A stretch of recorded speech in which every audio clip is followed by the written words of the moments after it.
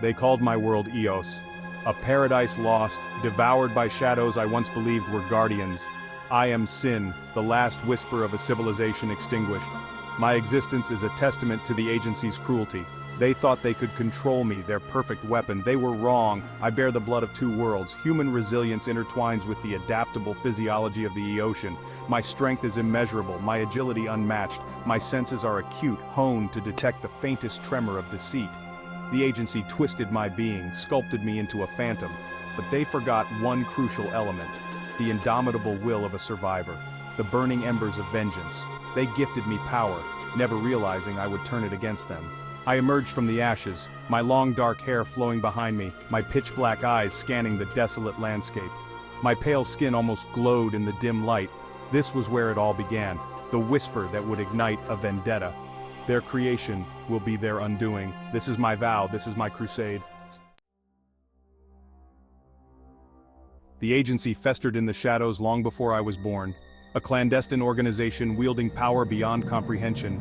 They called themselves the Architects, believing they had the right to reshape the world according to their twisted designs. Their tools were genetic manipulation and psychological warfare. Their victims, anyone they deemed a threat to their vision. Project Chimera was their magnum opus, an attempt to create the ultimate weapon. They scoured the globe, searching for genetic anomalies, individuals with extraordinary potential. Their search led them to Eos, to my people. We were naive, welcoming them with open arms, believing they came in peace. They saw our advanced technology, our harmonious existence with nature, as a threat to their dominion. They couldn't control us, so they decided to destroy us. The genesis of Project Chimera was shrouded in mystery. I remember the first time I heard about it, the eerie feeling that crept up my spine. It was the beginning of something dark and foreboding. The Architects were masters of deception. They operated through layers of subterfuge, their true identities masked by wealth and influence. They infiltrated governments, controlled media narratives, manipulated global events from the shadows. They were the unseen hand guiding humanity towards a future of their design. Their motives remained shrouded in mystery. Some whispered of a new world order, a single unified society under their control. Others spoke of preserving humanity from an unknown threat, a threat only they could see. The truth, as I would discover, was far more insidious. They craved control, absolute, unchallenged control. They saw chaos and free will as obstacles to their grand design. They believed they were the shepherds and humanity, the flock in need of guidance. But I saw them for what they truly were. The puppeteers behind the scenes pulled the strings with precision. I watched them, my pitch-black eyes never missing a detail. They thought they were untouchable, but they didn't know I was coming for them. The invasion of Eos was swift and brutal. They unleashed weapons of unimaginable power, devastating our cities, poisoning our skies. Our advanced technology, once a source of pride, proved useless against their relentless assault. I watched in horror as my world crumbled around me, the air thick with the stench of death and burning metal. My parents, brilliant scientists who had dedicated their lives to peace, were among the first victims. They saw the agency's true nature too late. Their deaths fueled my rage, solidified my resolve. I would not let their sacrifice be in vain. The Architects rounded up the survivors, herding us like cattle into laboratories and re-education camps. I was but a child, yet they saw potential in me, a chance to create the ultimate weapon. They subjected me to excruciating experiments, merging my DNA with that of my people, twisting my very essence into something monstrous. The world was devoured by chaos. I stood amidst the ruins, my pale skin a stark contrast to the destruction around me. It was a melancholic sight, but I knew I had to keep moving forward. Section 5, The Seeds of Rebellion. The agency underestimated the Eosian spirit. Even in captivity, our will remained unbroken. Whispers of resistance spread through the camps, fueled by shared grief and a burning desire for vengeance. They had taken everything from us, but they couldn't touch our hope. I trained in secret, honing my enhanced abilities, mastering the rage that burned within me.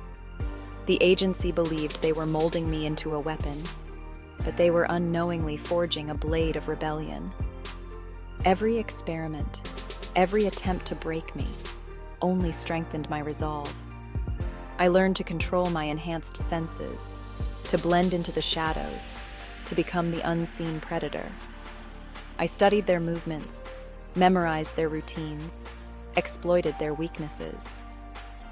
I became a ghost, haunting the corridors of their facilities, leaving a trail of fear in my wake. The seeds of rebellion were sown in the darkest of times. I felt a glimmer of hope, a determination to fight back.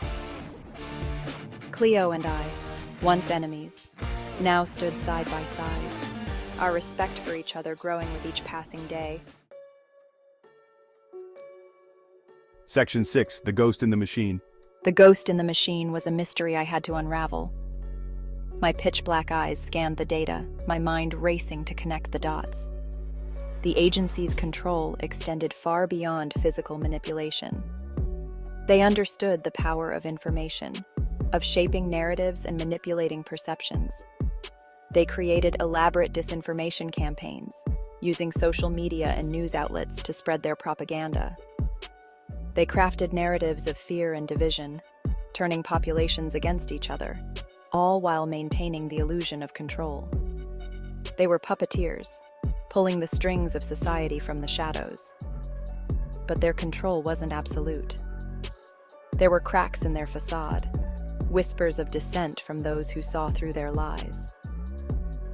I became a digital phantom, a ghost in the machine, infiltrating their networks, exposing their secrets, and sowing seeds of doubt among their ranks.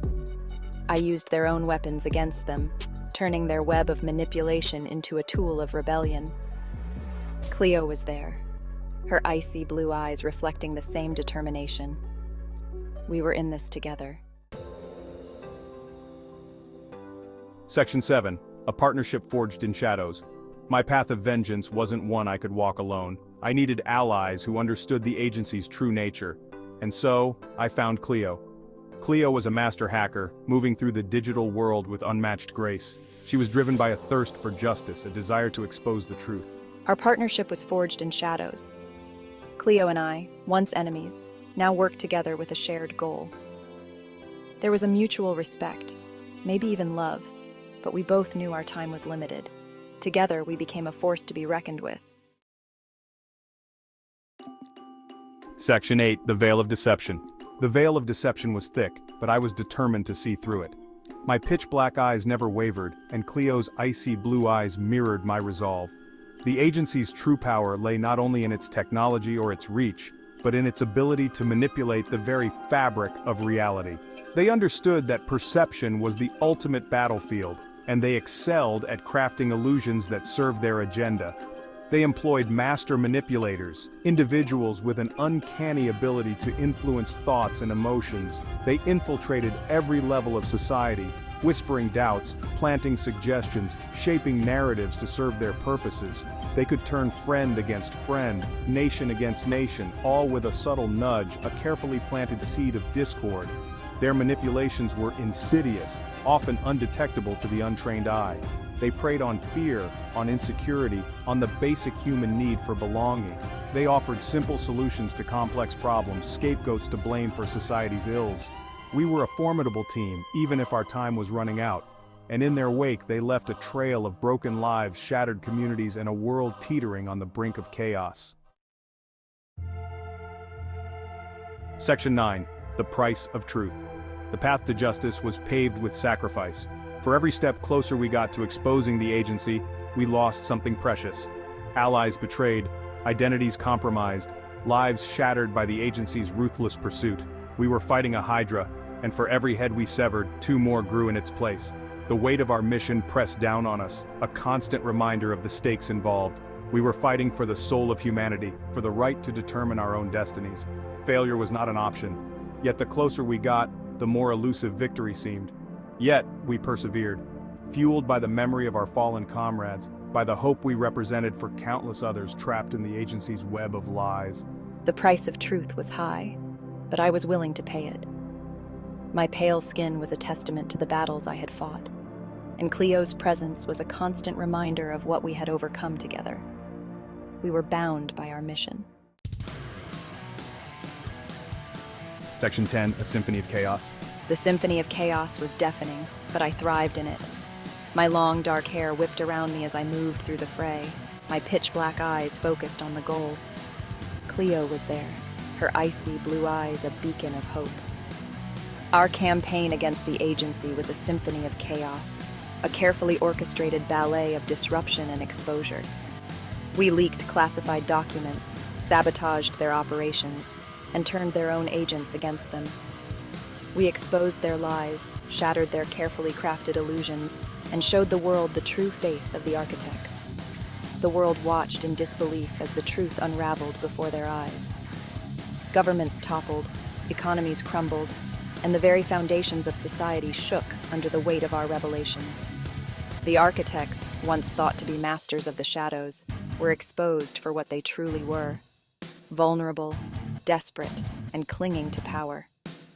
The world was changing, but the fight was far from over. The architects wouldn't relinquish their power easily. They were wounded, backed into a corner, and their desperation made them even more dangerous. We had stirred the hornet's nest, and now the swarm was upon us. Section 11, The Reckoning. This is my story, a tale of loss, of betrayal, of the indomitable spirit of those who refuse to be controlled. The reckoning was upon us.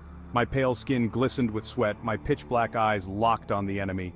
Cleo and I, once enemies, now stood together, ready to face whatever came our way. We had grown to respect each other, maybe even love each other, but we knew our time was limited. I am the storm that will break them. The agency may have taken everything from me, but they underestimated one crucial element: the power of vengeance. The fire they ignited within me will consume them, burn away their web of lies, and usher in a new dawn. The world is watching, waiting for the final act to unfold.